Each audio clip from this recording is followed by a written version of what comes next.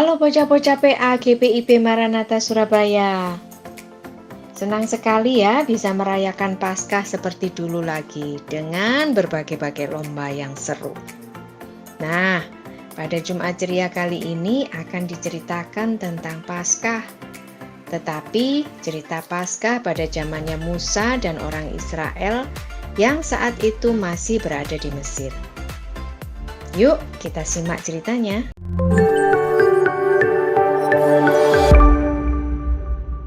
Shalom teman-teman, hari ini kita bertemu lagi dengan saya Felicia Putri Kristanti. Juga saat ini bersama dengan Kak Ivon.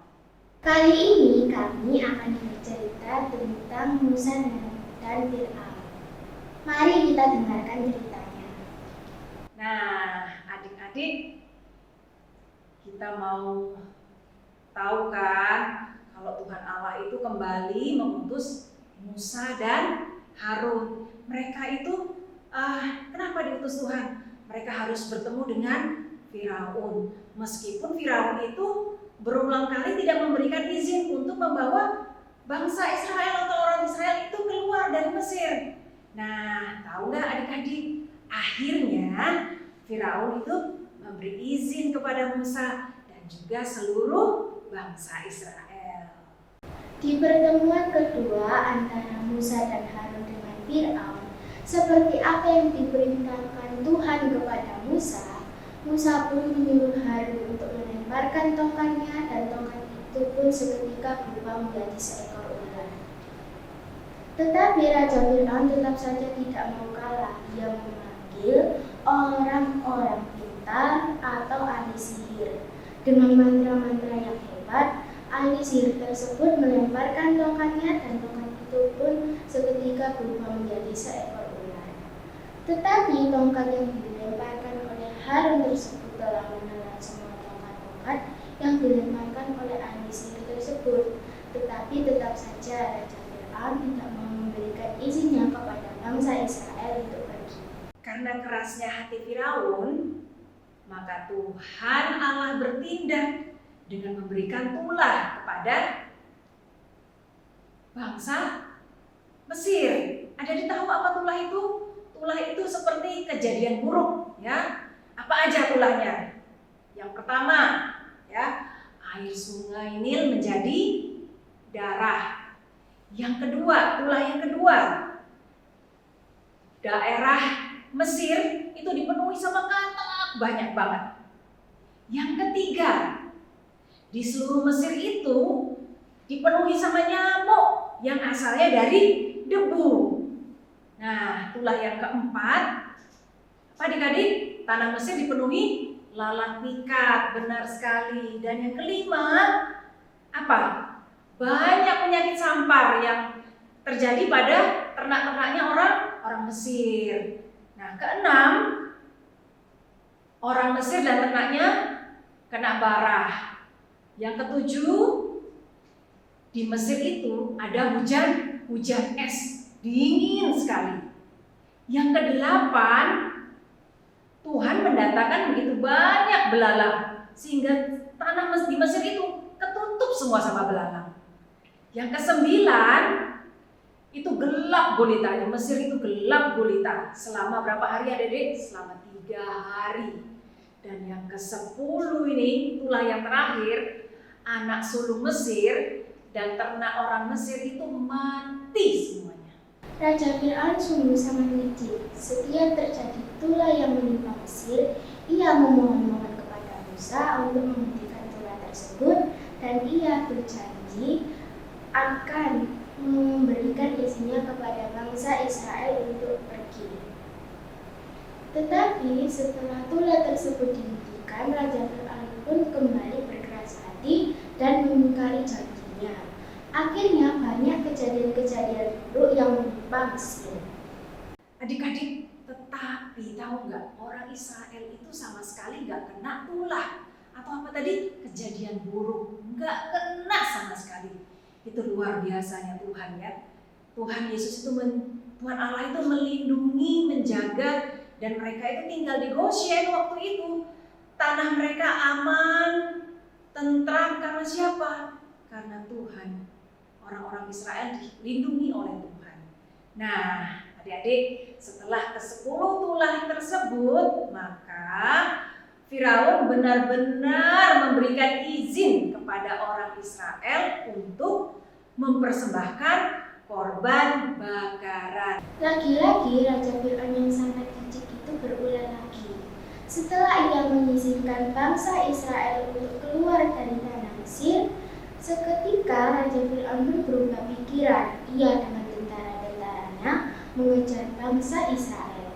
Sungguh Raja Fir'aun adalah raja yang tidak dapat menepati janjinya. Saat itu bangsa Israel itu dipimpin oleh dua orang. Siapa?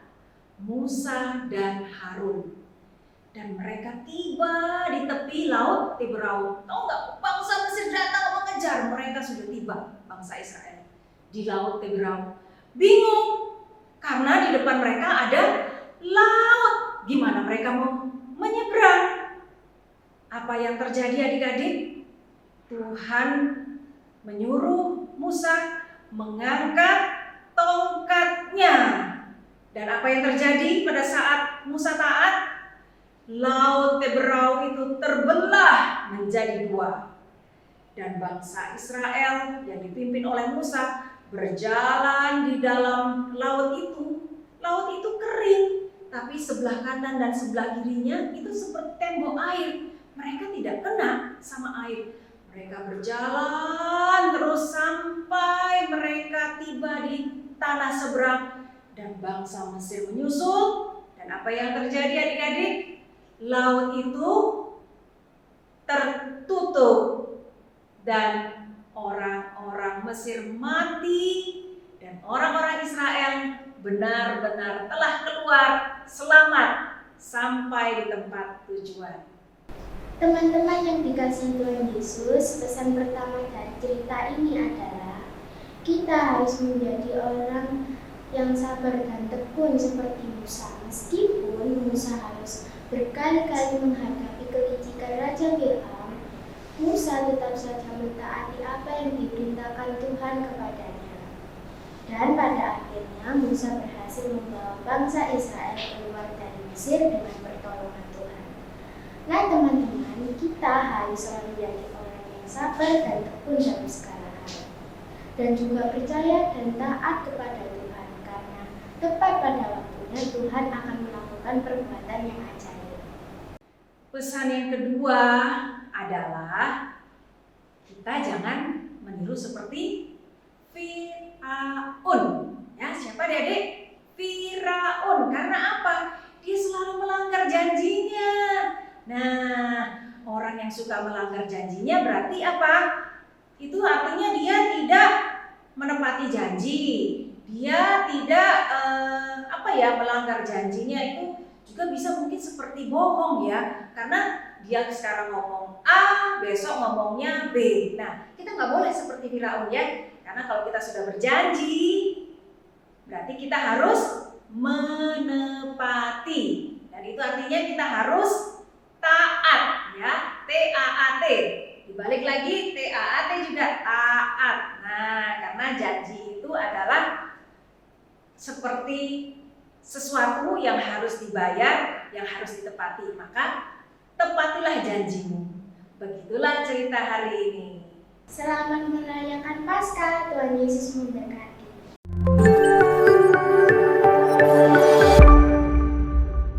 Bertemu lagi di pengetahuan. Bocah-bocah, kali ini Ibu akan memberitahukan tentang Paskah pada zaman Musa dan orang Israel di Mesir. Nah, coba perhatikan ya, dengerin baik-baik.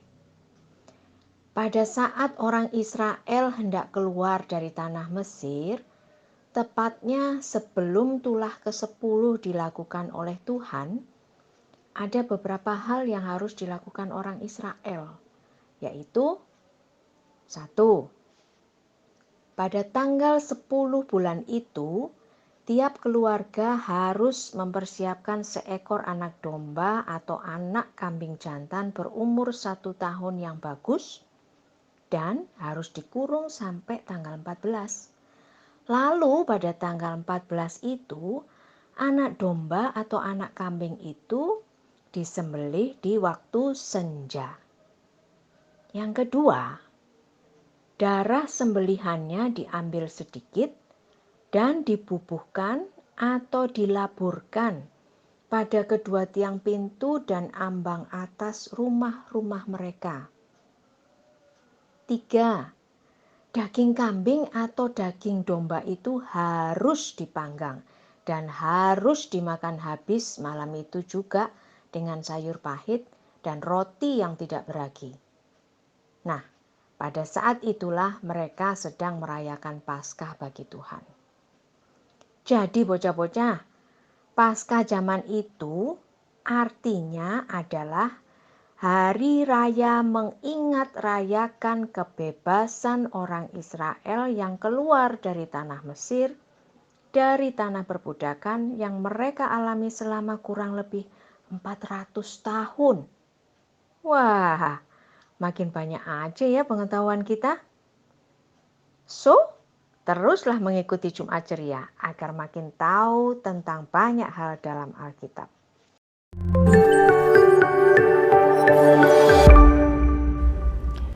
Video kreasi kita tentang Paskah apa ya?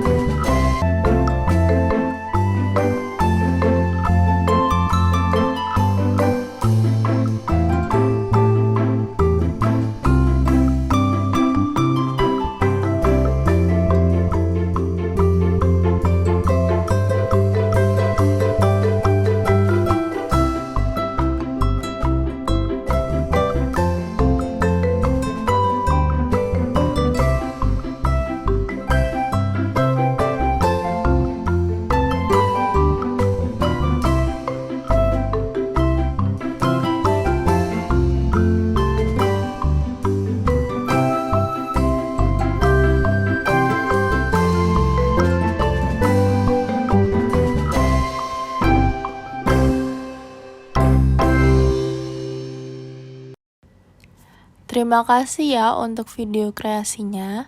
Selamat berkreasi adik-adik. Mereka mengenakan jubah ungu kepadanya, menganyam sebuah mahkota duri dan menaruhnya di atas kepalanya.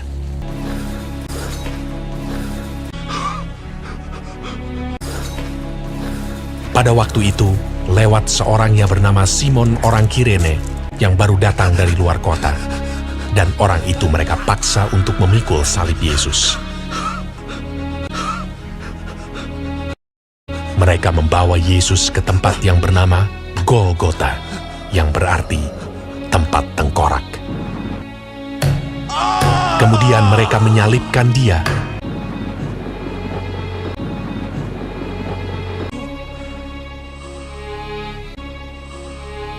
Hari jam 9 ketika ia disalibkan. Orang-orang yang lewat di sana menghujat dia, dan sambil menggelengkan kepala, mereka berkata, "Hai engkau yang mau merubuhkan bait suci dan mau membangunnya kembali dalam 3 hari, turunlah dari salib itu dan selamatkan dirimu." Demikian juga imam-imam kepala bersama-sama ahli Taurat mengolok-olokkan dia di antara mereka sendiri, dan mereka berkata, Orang lain ia selamatkan, tetapi dirinya sendiri tidak dapat ia selamatkan. bersama dengan dia disalibkan 2 orang penyamun, seorang di sebelah kanannya dan seorang di sebelah kirinya. Lalu berserulah Yesus dengan suara nyaring dan menyerahkan nyawanya.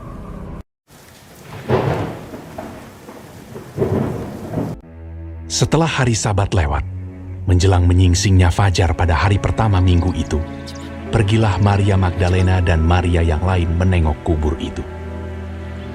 Maka terjadilah gempa bumi yang hebat, sebab seorang malaikat Tuhan turun dari langit dan datang ke batu itu, dan menggulingkannya, lalu duduk di atasnya.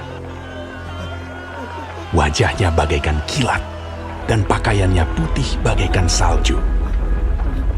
Dan penjaga-penjaga itu gentar ketakutan dan menjadi seperti orang-orang mati. Akan tetapi malaikat itu berkata kepada perempuan-perempuan itu, "Janganlah kamu takut, sebab aku tahu kamu mencari Yesus yang disalibkan itu. Ia tidak ada di sini, sebab ia telah bangkit, sama seperti yang telah dikatakannya.